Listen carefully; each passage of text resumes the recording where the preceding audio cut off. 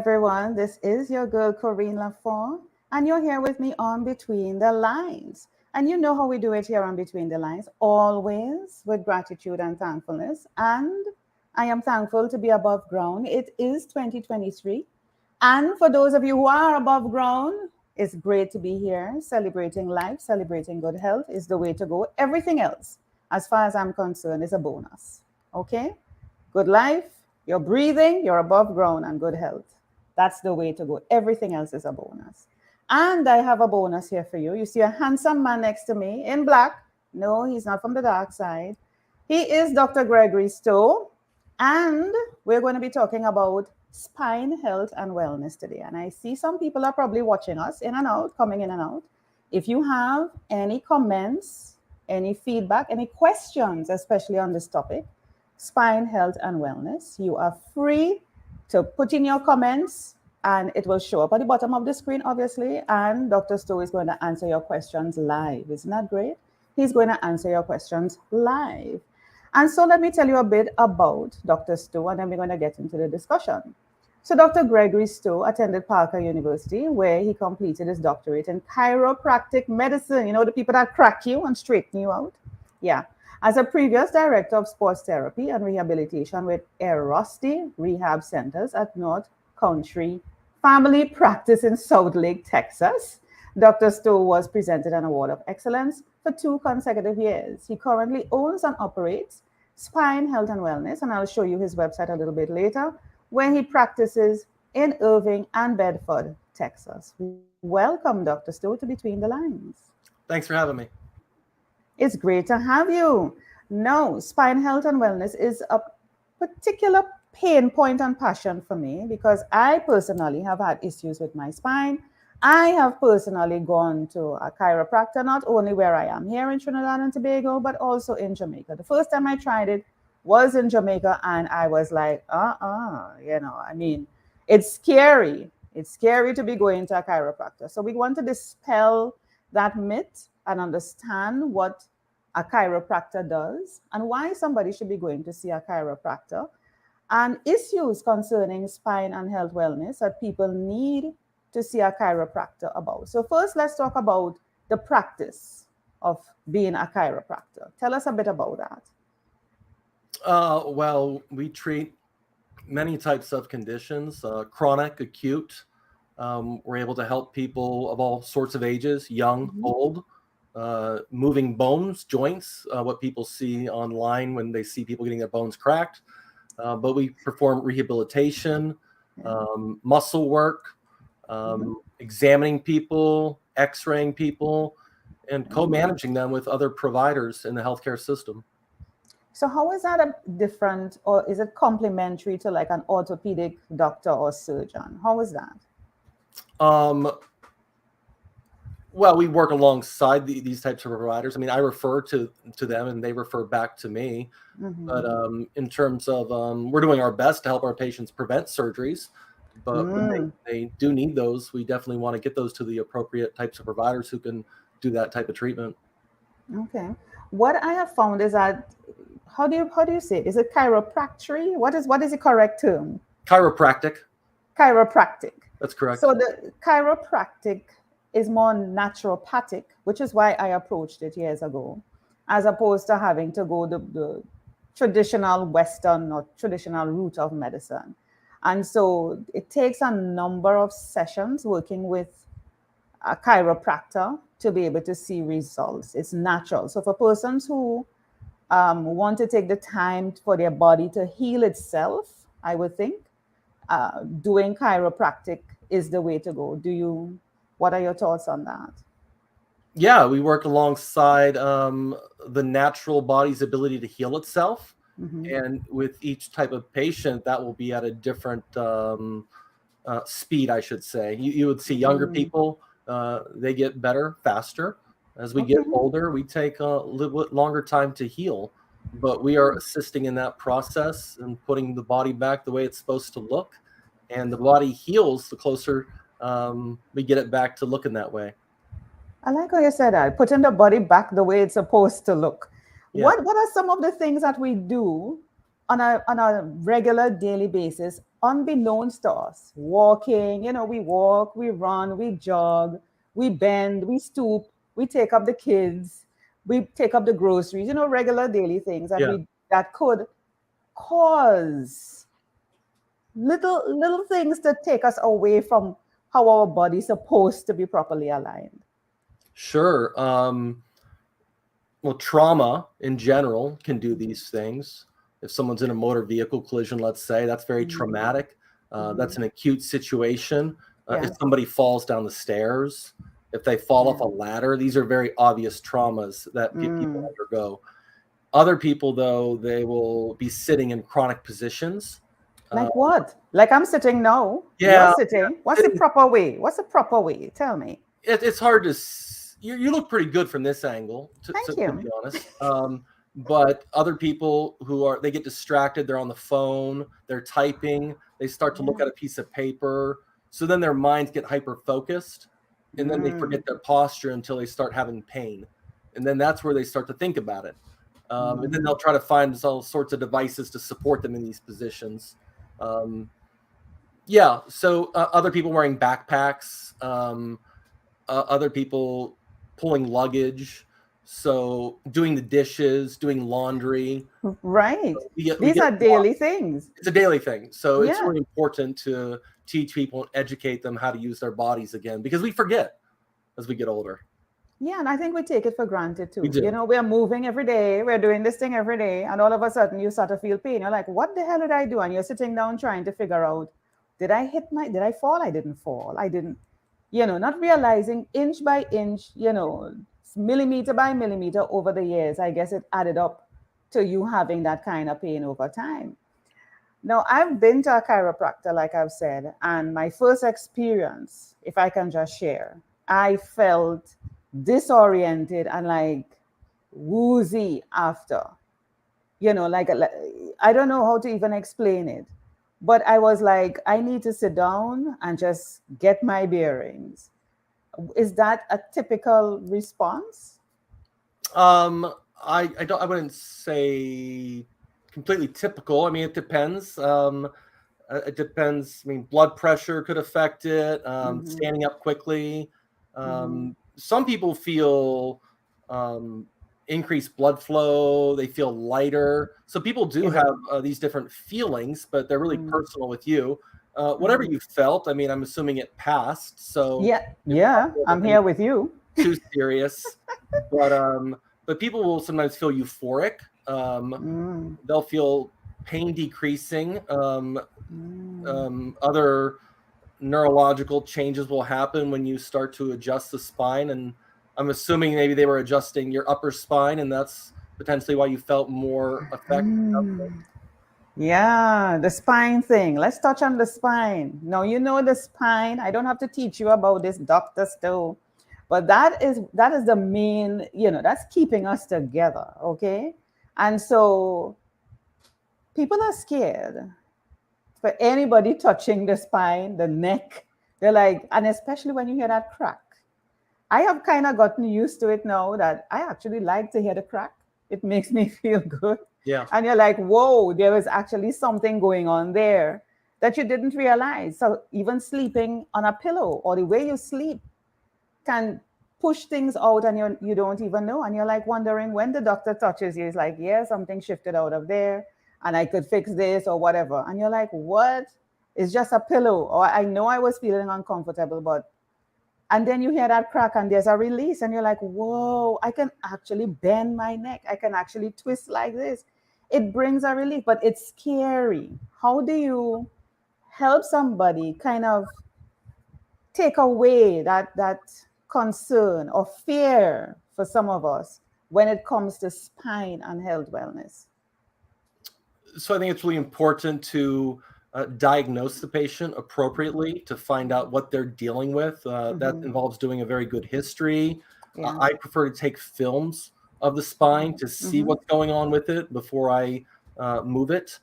And when you show people what it looks like and how it relates to their pain, most people, they understand that. It makes sense to them. And as long as you take people through slowly and educate them and help them understand, they're very willing to allow you to help them. Mm. It's amazing, when I watch some of the videos like on YouTube or even probably on TikTok, and there's some massive, size people that you guys manipulate. And I'm like, how are you doing that?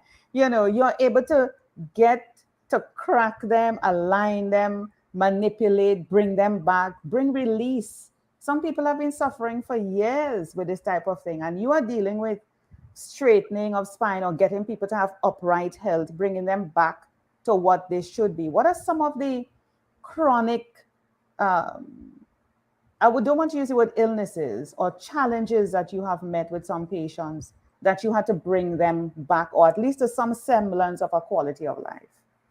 Yeah, I treat a lot of chronic conditions, people who have lost their quality of life. So Wow. it's a big process because a lot of their experience has already been getting a lot of drugs or getting surgeries that haven't Gosh. necessarily solved their issues. Mm-hmm. And we do our best to help support them Mm-hmm. since those things have not worked out for them. So I tell people it's half of what we do in the office and half of how you handle yourself in your daily environment as well. Mm-hmm. So as we are getting improvements, we deal with flare-ups a lot, and it's really educating people on how to manage flare-ups, teaching them why a flare-up happened, and trying to get them to change certain things that they do to reduce that. And that's kind of how you started the conversation out, how you use Yeah. your body. Yeah. So as we're getting people better, we want to educate them on what not to do or what things they can do better so it doesn't continue to have an effect. So we're treating people in traumatic accidents. Wow. We treat people. I treat a lot of veterans who have been Mm. injured, children with scoliosis. Wow. So as people get to understand their condition more, they have more power over it, and they Of have more course. ability to realize that it's not just happening to them, but they're able to manage it better. What, I'm listening to you talk, and you're talking traumatic situations, but are there let me call them the regular everyday people like myself, Yeah. who may not be in a traumatic situation? Well, not that I'm aware of. And do you think people like us may need to come into a chiropractor just for maintenance or care and not reach to the point of a traumatic situation? Would you recommend something like that? I think I recommend you listen to your body and don't Mm, wait for pain to come up. yeah, Trying to fight pain is not very productive. So listen to your body in terms of your abilities, your body's ability to move, your range of motion, getting yeah. up in the morning. Are you stiff? So these are signs that you need to be Mm, doing more to take care of your body, and getting adjustments can help with that. So I if like that. so before the pain starts, listen to, if you're walking down the road and you start feeling lower back pain, you don't have to wait for it to become an 8-level pain. You don't have to wait until you throw your back out. Take care of it. And chiropractic's a great way to help keep the body mobile. I love that. Listen to your body. That Yeah. is something I am very passionate about, listening to your body. Like if I feel something, I'm like, where did you come from? I would have a conversation with it actually. Where did you come from? And start looking it up probably. Google is your best friend. Look it up, try and understand it. And of course, reaching out to somebody who I know is a professional and probably even getting into the office. My next question to you is, seeing that you see a range of people, because you mentioned children, people in traumatic situations, what are the common gender, meaning probably male or female in this case, that you see, and what age group? I'm trying to pin it down to a demographic. Do you see more coming into your office? I think it's very well known that women take care of themselves more. Thank you very So, much. so we do tend to see more women. Men tend to come in later into a problem, which Mm, makes it more complicated. mm. I don't know all the reasons psychologically for these reasons, but I mean, women, I don't know. You could say 60-40 women if you wanted to, but I don't have any data to back that up. I've not really crunched the numbers. But Right. there tends to be slightly more women taking care of themselves. Yeah. Yeah. I wonder why. I wonder why. I think That's a, men are taught to push through it. Men are taught to walk it off. Men are taught not to take care of themselves as much. Be tough. That's a good point. Yeah. Yeah. So Suck yeah, it up. yeah. Suck it up. Yeah. So talking to men to think more preventative is not easy. Yeah. Yeah. Yeah. Shouldn't that be something, now that we address that or touch on that, shouldn't that be something probably you can use to educate your audience that, we need to, because I mean, there's talk around, even for mental health and other things. More men need to come forward. The support is there. I don't know who started this thing about men shouldn't talk, men shouldn't cry, men shouldn't take care of themselves. And now here we're talking about it on Spine and Health Wellness with you about men are coming in later and they're taught, they shouldn't come in to take care of themselves. That probably should be something we need to educate our audience about. Take care of yourselves. Don't wait till your back, springs out, like you say. Yeah. Don't. You feel something and something feels odd to you, then you're normal. Don't wait. And what do you have to lose just to come in and just get it checked out? You just never know. It might save you from a lot of other things. This is awesome. Listen to your body. Don't listen to society. Listen to your body. Listen to your body. It's great. Oh my goodness. Yeah. You talked about the straightening of the spine and issues in terms of trauma. And do you have persons who may have situations where it's irreparable or you can't do anything to help them, or there's minimal things that you can do to help them? I would agree with the latter statement. I mean, it becomes an issue of it becomes more difficult. The minimal we can do, the more their spines are so degenerated, there starts to be cord compression. So trying to stabilize and reduce the inflammatory process around the spine is kind of like what we're up against when people are getting older. They've already had a lot of breakdown of their spine, but we can still do a little bit. I tell people, if we can push off a surgery by 10 years, we prevented a surgery, right? So that's the goal with the chronic people, to see how we can support them to prevent that or slow that need down. But there are people coming who have neurological consequences. They're having weakness in their legs, and we have to work harder to help them as much as we can. And if not, get them to the appropriate care, which is usually neurosurgery. Oh, crap. I don't want to hear that word. What about diet? Is there something, because you talk about inflammation? How does somebody get inflammation? Educate us about that.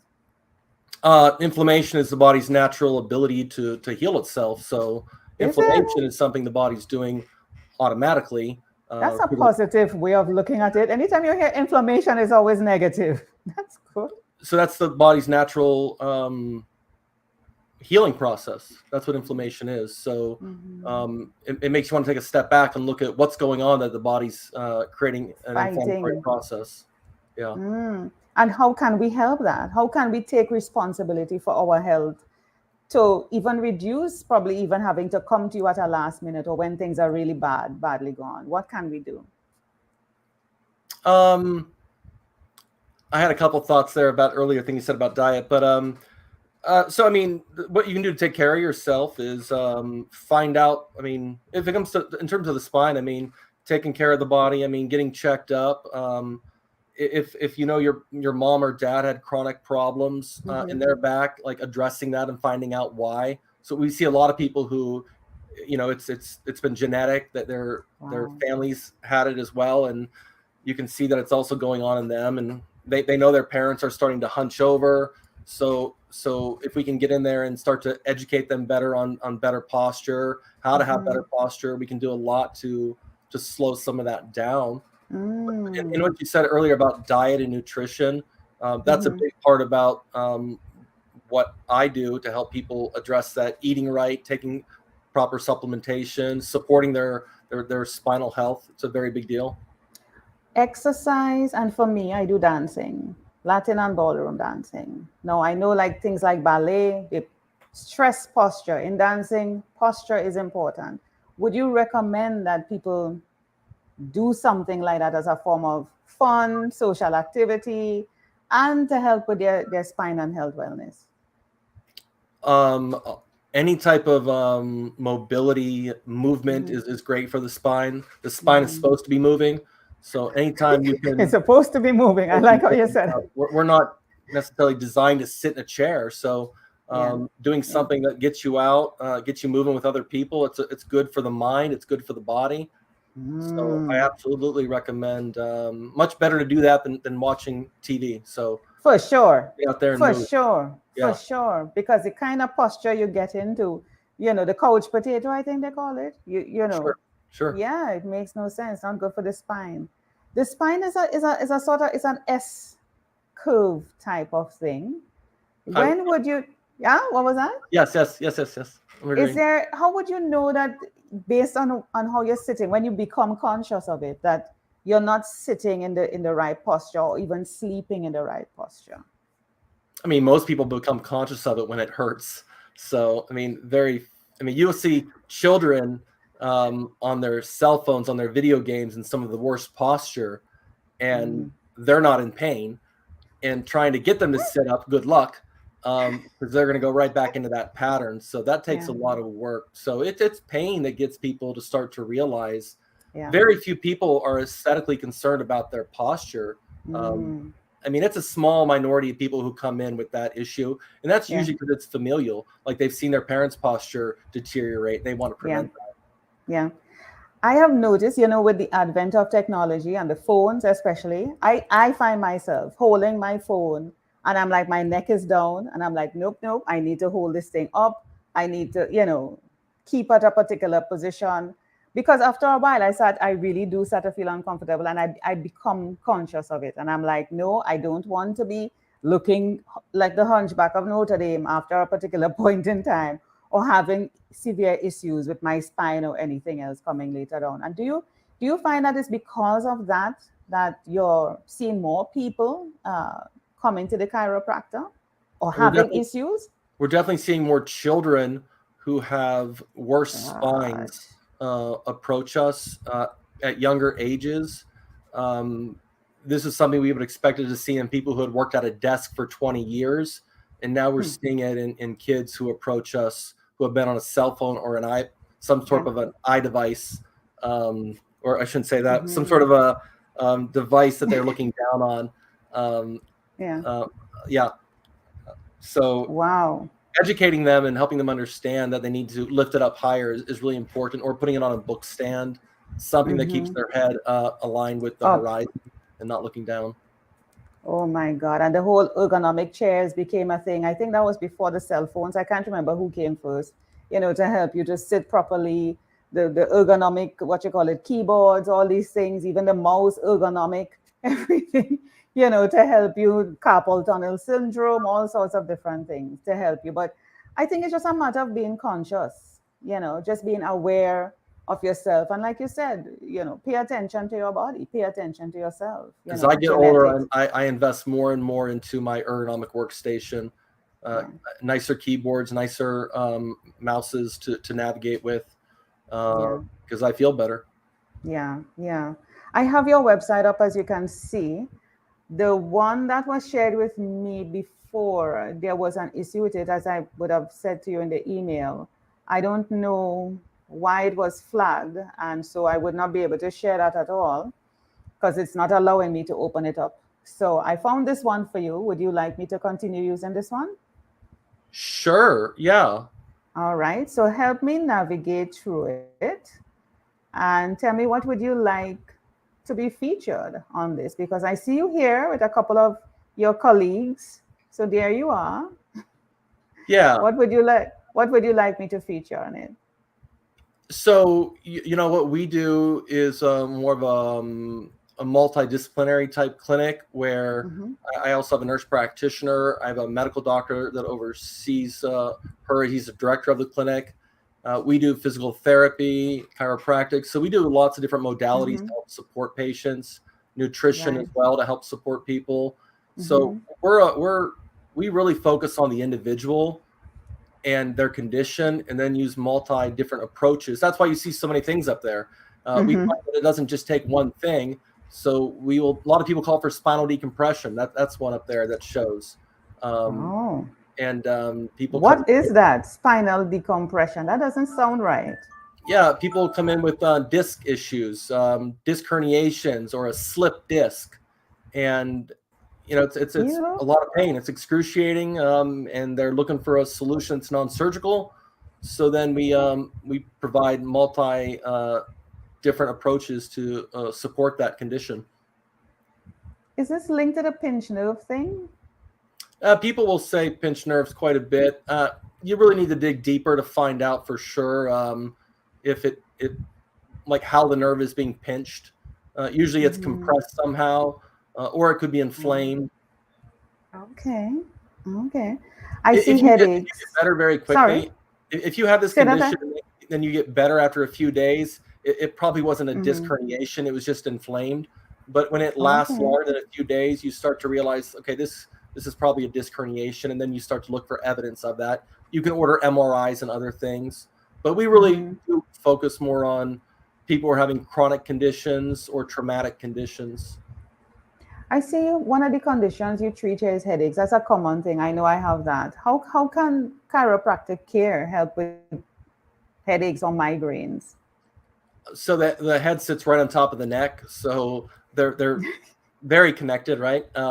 So the muscles that go up the upper spine to the neck and to the head, they have to Mm-hmm. support the head, and you'll find that these muscles that support the head are a lot of times triggering these symptoms. So oftentimes, overworked muscles, strained muscles, are causing headaches, and treating the joints give a lot of exceptional results. So um, again, I'll do a lot of muscle work, exercises, adjustments.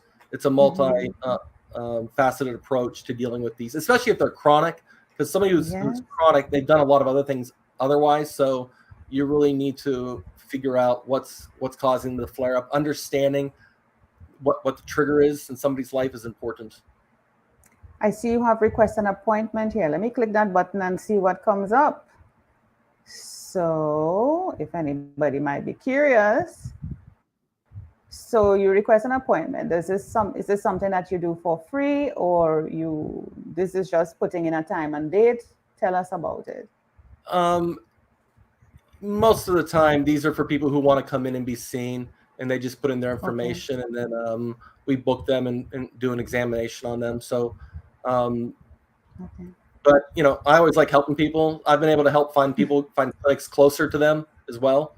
Mm-hmm. So, my goal in life is to help out people, and if that's something that I can't do locally here, I would try to help you find something somewhere else. I see you have resources here, exercises, and we touched on that exercises. So you share some exercises to help with that. And you have articles, yes, that persons can read and explore. Is there anything else any other tips that you would want to share as we wrap up today to help persons where, early in the game, some people might be scared to come to a chiropractor? What are some tips, like 2 or 3 tips that you can share with us as we wrap up today's episode? Um, yeah, if you're considering chiropractic, definitely make sure whoever you work with, gives you a clear diagnosis. Make sure they give you a good treatment plan, and make sure as you go through a treatment plan that you're getting the results that you expect. It's very important to participate in your treatment, both by showing up, doing your home rehab, your home exercises, but also, to get the results that you expected along that course of therapy. So speak up and be a participant, and look for the results. Awesome. I'm sharing as you were talking some of your pages that would be main pages that people need to go to contact us, request an appointment. And of course, to let people know where you are again, you're in the Texas area. Do you do virtual, what do you call that now, consultations? Yeah, I've done that before, and I don't mind helping anybody out wherever they're at, if it's possible. Sure. Awesome, awesome. So, Dr. Stowe, this has been great. We haven't had any questions from the audience yet, but what tends to happen is that people watch the replay. I know people are watching it now because they are liking. I saw the like button. They are liking, and some people are scared to come on and say things. So don't be scared. If you have questions, feel free to still ask. Put it in the comment section.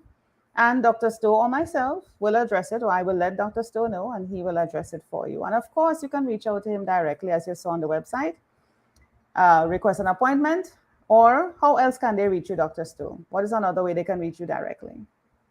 Email drstowe@spinehealthandwellness.com. drstowe@spinehealthandwellness.com. I mean, how much easier that can be? Dr. Stowe at spineandhealthwellness.com. Yeah, it's just the URL. Absolutely. Thank you. Awesome. Well, it's been great having you. And I hope that I'll be able to take some of your recommendations. I think my posture is pretty good, but now that I've had a chiropractor on my show, I have to make sure that I live up to all the suggestions that he said. Thank you so much, Dr. Stowe, for being on Between the Lines. Pleasure.